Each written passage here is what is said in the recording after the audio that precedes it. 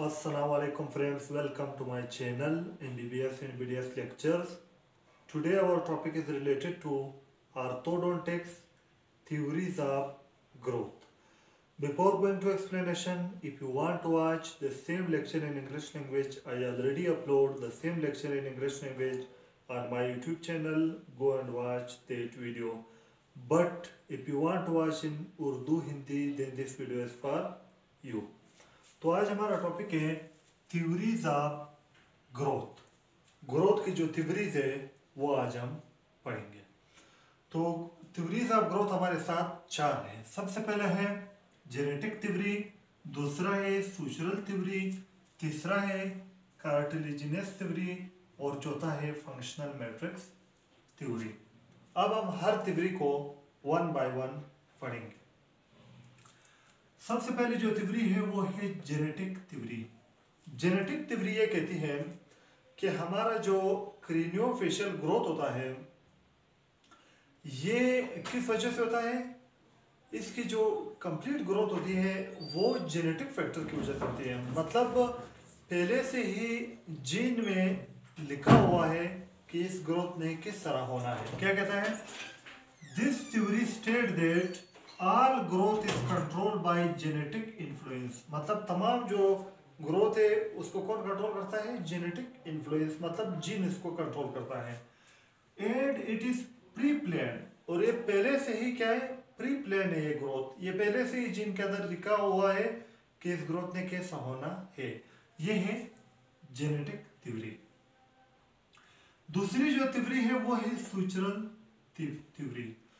सुचरल theory ये कहती है कि हमारे जो क्रेनियम में, फेस में जो सुचर्स हैं वहां पर ग्रोथ होती है। क्या कहती है? The craniofacial growth occur at the suture.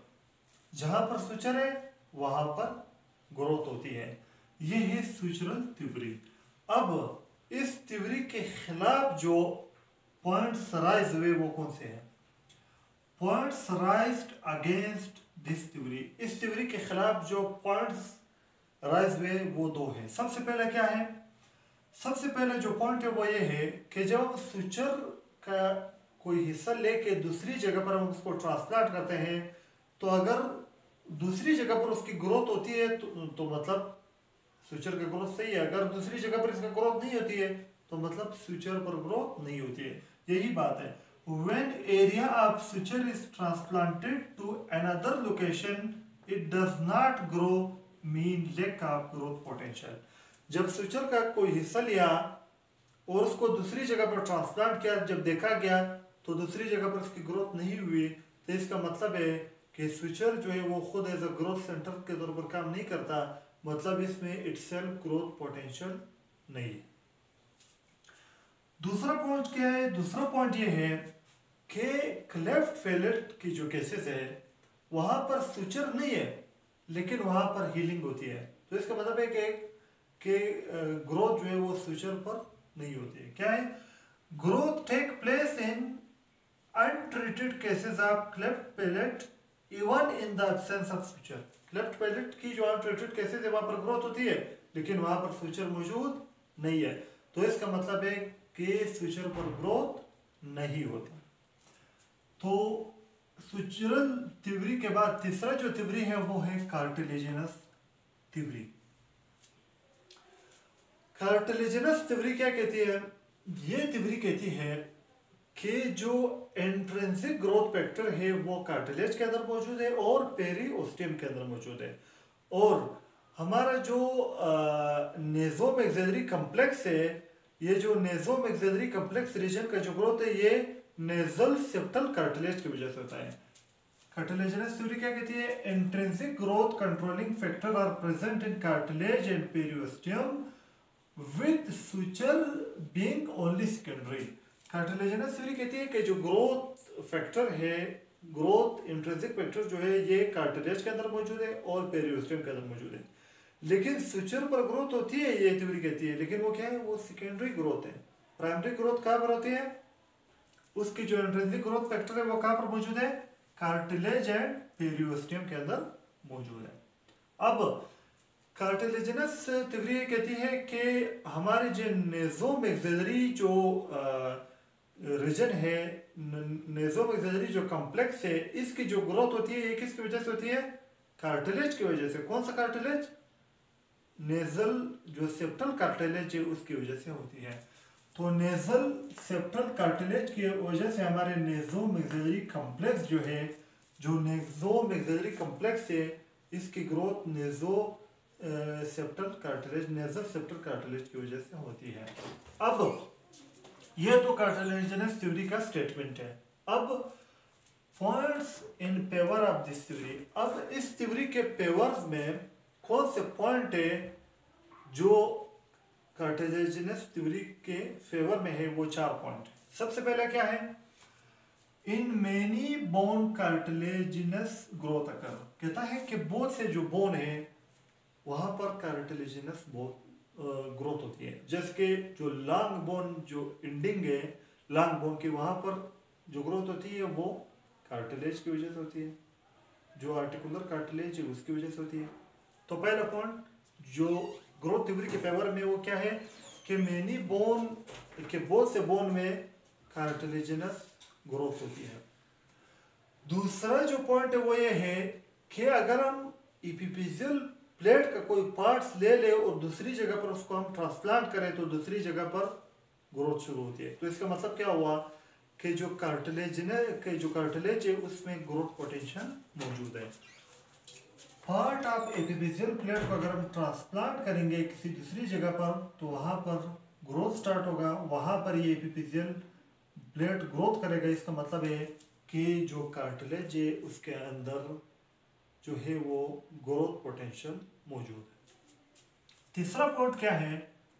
तीसरा पॉइंट ये है कि अगर हम नेजल सेप्टल कार्टिलेज, जो हमारा नोज का जो सेप्टल कार्टिलेज है, इसको अगर हम ट्रांसप्लांट करेंगे किसी दूसरी जगह पर तो वहां पर ग्रोथ स्टार्ट होगा। वहां पर क्या होगा? ग्रोथ स्टार्ट होगा। इसका मतलब अगेन क्या हुआ कि जो नेजल सेप्टल कार्टिलेज है इसके अंदर ग्रोथ पोटेंशियल मौजूद है। चौथा जो पॉइंट है वो ये है कि रेबिट पर एक्सपेरिमेंट किया गया। रेबिट की जो नेजल सेप्टल कार्टिलेज है उसको रिमूव किया गया। उसके बाद जब देखा गया जो मिड पेस डेवलपमेंट है रेबिट की, वो क्या हुआ? वो डेवलपमेंट जो मिड पेस के है वो रिटार्ड हुआ, उसका ग्रोथ क्या हुआ? रिटार्ड हुआ। तो इसका मतलब ये है कि नेजल सेप्टल कार्टिलेज जो है वो नेज़ोमैक्सिलरी कॉम्प्लेक्स के ग्रोथ के लिए क्या है? रिस्पॉन्सिबल है। तो ये 4 पॉइंट्स हमारे साथ हुए कार्टिलेजिनस थ्योरी की, जो इसके फेवर में है। नेक्स्ट जो चौथी नंबर पर जो थ्योरी है कार्टिलेजिनस थ्योरी के बाद वो है functional matrix theory. Functional matrix theory के 2 कंपोनेंट हैं। सबसे पहला है स्केलेटल यूनिट, दूसरा है फंक्शनल मैट्रिक्स। यानी फंक्शनल मैट्रिक्स थ्योरी के कितने कंपोनेंट है? 2। एक है स्केलेटल यूनिट, दूसरा है फंक्शनल मैट्रिक्स। अब स्केलेटल यूनिट क्या है?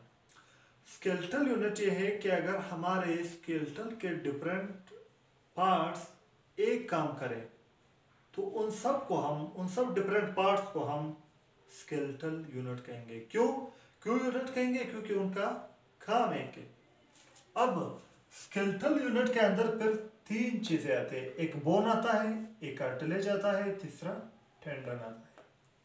ये तो हुआ skeletal unit functional matrix theory. दूसरा इसका है फंक्शनल मैट्रिक्स। फंक्शनल मैट्रिक्स को हम 2 में डिवाइड करते हैं। एक है पेरिओस्टियल मैट्रिक्स, एक है कैप्सुलर मैट्रिक्स। अब जब हमने फंक्शनल मैट्रिक्स को 2 में डिवाइड किया, पेरिओस्टियल मैट्रिक्स में और कैप्सुलर मैट्रिक्स में, अब पेरिओस्टियल मैट्रिक्स के अंदर कौन कौन सी चीजें आते हैं? पेरिओस्टियल मैट्रिक्स के अंदर मसल्स आते हैं, ब्लड वेसल्स आते हैं, नर्व्स आते हैं और ग्लैंड्स आते हैं। ये आते हैं पेरिओस्टियल मैट्रिक्स में। नेक्स्ट है कैप्सुलर मैट्रिक्स। कैप्सुलर मैट्रिक्स के अंदर न्यूरोक्रेनियल कैप्सूल आता है और ये न्यूरोक्रेनियल कैप्सूल क्या करता है? ये जो पेरिओस्टियल मैट्रिक्स है इसको कवर करता है, यानी मसल को कवर करता है, ब्लड वेसल को कवर करता है, नर्व्स को कवर करता है और ग्लैंड को कवर करता है। तो सबसे पहले हमने फंक्शनल मैट्रिक्स जो थ्योरी है उसके हमने दो कंपोनेंट पढ़े, एक स्केलेटल यूनिट, दूसरा है फंक्शनल मैट्रिक्स। स्केलेटल यूनिट क्यों कहते हैं? क्योंकि डिफरेंट स्केलेटल के पार्ट एज वन यूनिट काम करते हैं। इसके अंदर कौन कौन से आते हैं? स्केलेटल यूनिट के अंदर बोन, कार्टिलेज और टेंडन। दूसरा है फंक्शनल मैट्रिक्स, इसको हमने दो में डिवाइड किया, एक है पेरियोस्टियल मैट्रिक्स, दूसरा है कैप्सुलर मैट्रिक्स। पेरियोस्टियल मैट्रिक्स के अंदर मसल्स आते हैं, ब्लड वेसल्स आते हैं, नर्व्स आते हैं और ग्लैंड्स आते हैं। मस्कुलर जो कैप्सुलर जो मैट्रिक्स है उसके अंदर न्यूरोक्रेनियल कैप्सूल आता है जो पेरियोस्टियल मैट्रिक्स के जो कंपोनेंट है उसको कवर करता है। अब ये तो हमने फंक्शनल मैट्रिक्स के जो दो कंपोनेंट है उसके बारे में पढ़ा। अब मेन जो गोल्डन स्टेटमेंट है फंक्शनल मैट्रिक्स थ्योरी का वो क्या है? वो ये है कि ये जो स्केलेटल यूनिट है इसकी जो ग्रोथ है वो फंक्शनल मैट्रिक्स की वजह से होती है। जब फंक्शनल मैट्रिक्स में जब चेंजेस आते हैं तो इस चेंजेस की वजह से स्केलेटल यूनिट की ग्रोथ होती है। स्टेटमेंट क्या है? Skeletal unit growth occur secondary to event occurs in functional matrix. कहता है कि जिस स्केलेटल यूनिट की ग्रोथ कब होती है? जब फंक्शनल मैट्रिक्स के अंदर इवेंट हो जाए उसके सेकेंडरी फिर स्केलेटल यूनिट का ग्रोथ होता है। तो इसका मतलब ये हुआ कि जब मसल के अंदर चेंजेस आएंगे, ब्लड वेसल के अंदर चेंजेस आएंगे, नर्व्स के अंदर चेंजेस आएंगे, ग्लैंड्स के अंदर चेंजेस आएंगे, न्यूरोक्रेनियल कैप्सूल के अंदर चेंजेस आएंगे, इन चेंजेस की वजह से ग्रोथ होगी। इन चेंजेस की वजह से ग्रोथ होगी किसकी? स्केलेटल यूनिट की, मतलब बोन की, कार्टिलेज की, टेंडन की। सिंपली हम ये कह सकते हैं कि बोन के हमारे जो हार्ट टिश्यू है, बोन है, कार्टिलेज है, टेंडन है, ये जो यानी जो स्केलेटल यूनिट है इसकी ग्रोथ किसकी वजह से होती है? फंक्शनल मैट्रिक्स की वजह से होती है। जब फंक्शनल मैट्रिक्स के अंदर चेंजेस आएंगे उस चेंजेस की वजह से होगा स्केलेटल ग्रोथ। तो क्या है? Skeletal unit growth occur secondary to event occur in functional matrix. Functional matrix के अंदर जब इवेंट्स आएंगे उसकी वजह से ग्रोथ किसकी होगी? स्केलेटल यूनिट की। तो मतलब स्केलेटल यूनिट का ग्रोथ किसकी वजह से होता है? फंक्शनल मैट्रिक्स की वजह से होता है। तो ये आज हमने थ्योरीज ऑफ ग्रोथ पढ़ ली, जिसमें हमने जेनेटिक थ्योरी पढ़ा जो कहती है कि ऑल ग्रोथ जो है वो जेनेटिक फैक्टर की वजह से होती है और ये प्री प्लान है। फिर हमने स्विचरल थ्योरी पढ़ी जो कहती है कि ग्रोथ जो है वो क्रेनियोफेशियल ग्रोथ जो है स्विचर पर होती है, जिसके अगेंस्ट ये दो पॉइंट है वो हमने पढ़े। नेक्स्ट हमने कार्टिलेजिनस थ्योरी पढ़ी जो कहती है कि जो इंट्रिंसिक ग्रोथ फैक्टर है वो कार्टिलेज और पेरियोस्टियम के अंदर मौजूद है। फिर जो कार्टिलेजिनस थ्योरी के फेवर में जो चार पॉइंट्स है वो हमने पढ़े। नेक्स्ट है फंक्शनल मैट्रिक्स थ्योरी, उसके दो कंपोनेंट हमने पढ़े, फिर उस दो कंपोनेंट के अंदर कौन कौन सी चीज़ें आती है वो हमने पढ़े। फिर उसका जो एक स्टेटमेंट है कि जो स्केलेटल यूनिट का ग्रोथ है वो किसकी वजह से होता है? फंक्शनल मैट्रिक्स की वजह से होता है। तो ये आज हमारा टॉपिक कंप्लीट हुआ।